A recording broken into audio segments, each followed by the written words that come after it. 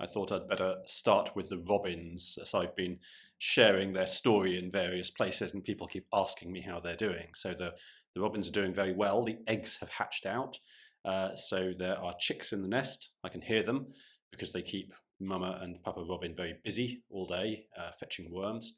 And if they slow down, the chicks make a lot of noise protesting. I like the fact that they're next to me. They're just outside the office, so we kind of go through our day doing our own thing, kind of politely ignoring each other. The robins like to studiously ignore me if I go outside, but yeah, I feel very sort of connected to that space with them just outside. It's been a really nice thing over the last 6 weeks or so. I've been quite busy with writing this week about communities. I'm guiding one of the community builder certification programs at the moment, and we're just moving into experiments. And it's always interesting because experiments are really not about running experiments. It's about building small experimentation into your everyday work as a community builder. It's really about learning over time, how we will learn to do things differently rather than relying on intuition. And intuition's a great thing. We all rely on it, to get through our everyday. We act intuitively, and we often continue to act in the same way, which is fine as long as nothing changes. But when things change, we need to learn new ways. So how do we escape from intuition alone? What are the benefits or the costs of intuition? Well, the mistake is if we mistake intuition for truth. It may be our truth in the moment, but it's not something which is calibrated, if you like. So we should at the very least be able to recognize when we are working intuitively and when we want to stop and pause and step outside of that.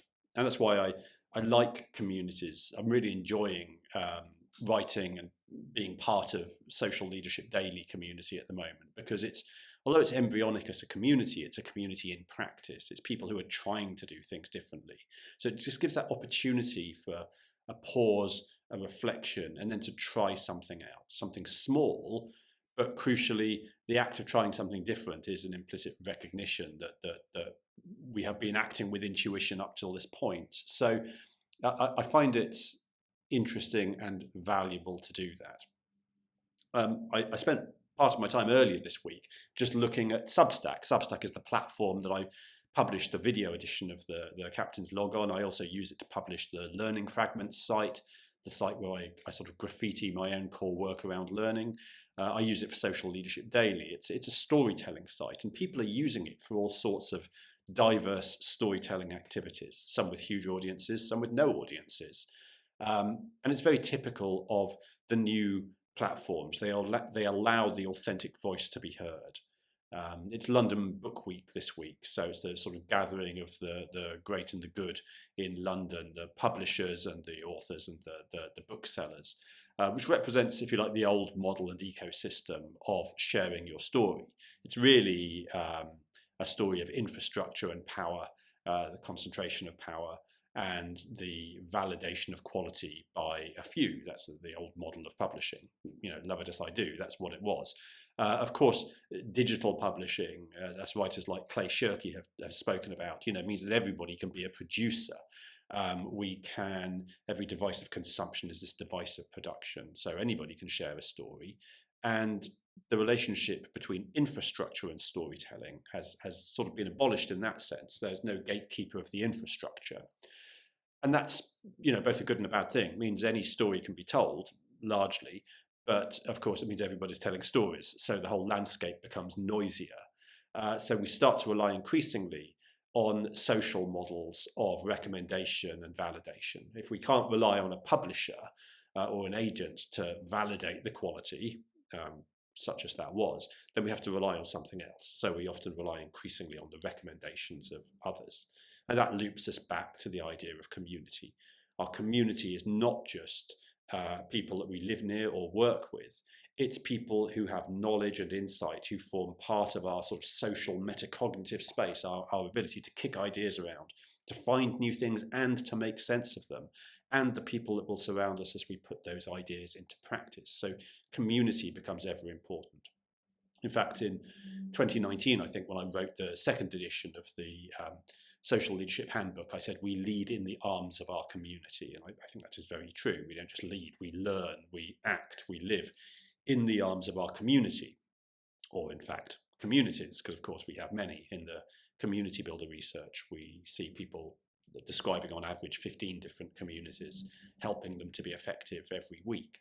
So our social landscape is complex, and the ways that we act within it, and indeed the self that we carry into it, are diverse. We are not the same person in every one of those communities and spaces. We act, we perform differently in different spaces, much as I am performing now in this space. I don't deliberately do so, I'm intuitively doing so. I am curating carefully a self which I believe will be acceptable to you and which will serve my storytelling needs. So here I am, cynically storytelling within a persona that I hope that you will appreciate, or at least not oppose or reject. And such is the nature of our social systems. We act on intuition, but we are not one thing in one space. We are many things in many spaces. Well, alongside that, I guess kind of related, is I've been continuing the work on generative AI. In fact, this is so interesting, such a hot topic. I'm thinking about doing an emergency guidebook, pulling together some of the writing I have been doing. Just considering generative AI for learning in particular, and probably more broadly into organizations. One of the reasons is because of this commoditization of dialogue. So one of the things we get from our communities is dialogue. You know, what do you enjoy? What do you make sense of? What does this mean? But I notice that a really interesting thing is people using ChatGPT and other generative AI text tools for sense making for dialogue. It's no surprise that where I'm working on the doctorate at the moment, I'm finding that people are using this to make sense of complicated books. They are saying, please explain what this means to me. Please summarize this knowledge. They are using it for dialogue across time.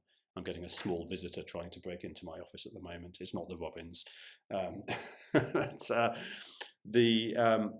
So ChatGPT is certainly very much on my mind. So we'll see where that goes, because I'm also conscious of not overcommitting. It's something you won't hear me say very often, but I am busy with the Learning Science book is flying along. We're running the first of the forums and seminars to share that work in the summer and in the autumn or the fall. The doctorate is taking up a fair chunk of my time along with client work. So, you know, it is busy. So that may be overambitious to take on another book, but we will see. Okay, I hope you've had a great week. If you have any questions or thoughts, please do share them. I'll see you next time.